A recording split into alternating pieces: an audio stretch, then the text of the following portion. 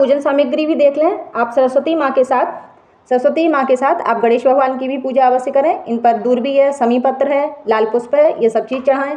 धार्मिक ग्रंथों की आप पूजन अवश्य करें। और ये जो हाई स्कूल या इंटर के बच्चे उसके बोर्ड के एग्जाम देंगे, आप उनके लिए सरस्वती माँ के पास ये पेन दोनों तरीके के काले और नीले रखकर आप उनसे पूजन करवाएं बच्चों से, और इन्हीं पेनों से फिर वो परीक्षा दें और थोड़ी सी मेहनत भी करें, और तो उनके अच्छे नंबर आएंगे माता रानी कृपा से। अब ये देखिए, ये पूजन सामग्री है। ये मैया के लिए मीठा है, पीला भोग कुछ चढ़ता है, तो मेरे पास पेठे का भोग था, तो मैं माँ को पेठे का भोग लगाऊंगी। और आप एक दीपक जला कर रख लें। और आपके लिए विशेष चीज़ बता रही हूँ मैं, आपके पास जो भी वाद्य यंत्र हो, ये मंजीरा है, ढोलक है, या फिर आपके पास ये डमरू है, कोई भी आपके पास वाद्य यंत्र है, हारमोनियम है, तो आप उसकी भी पूजा अवश्य करें। पूजन सामग्री देखें आप माता के लिए, ये दीपक आरती के लिए अलग से घी का तैयार करें। सबसे ज़्यादा बसंत पंचमी पर बौर है और गन्ने का रस है। गन्ने का रस मैं मंगाऊंगी, तो उसको भी माता रानी के लिए चाहें तो आप खीर बना दें, या फिर गन्ने का रस ऐसे ही आप थोड़ा सा चढ़ा दें। ये माँ के लिए पीले पुष्प हैं, ये दक्षिणा है, ये चुनरी है माँ के लिए, 5 सुपारी है, और ये माँ के लिए हार है।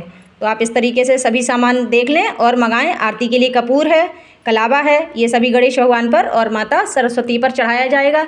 ये फल है माँ के लिए, श्रीफल है, और ये सेब, संतरा, खरबूज, केला भी माँ के लिए बहुत विशेष होता है। इस तरीके से आप सभी चीज़ें मंगा लें। अब मैं कुछ चीज़ें दान करूँगी, उनको आप देखिए। ये देखिए गाय के लिए, इस पर गुड़ है, चना है, हल्दी है, और माह महीना चल रहा है इसलिए तिल भी डाल दिया है। तो आप इस तरीके से गाय के लिए भी कुछ दान निकालें। और ये माँ के लिए श्रृंगार पिटारी है।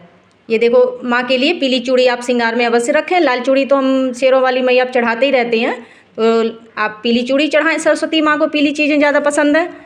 और ये मैंने कुछ ये जूते निकाले हुए हैं। देखिए कुछ गोमती चक्र हैं इसमें, और ये कौड़ी है।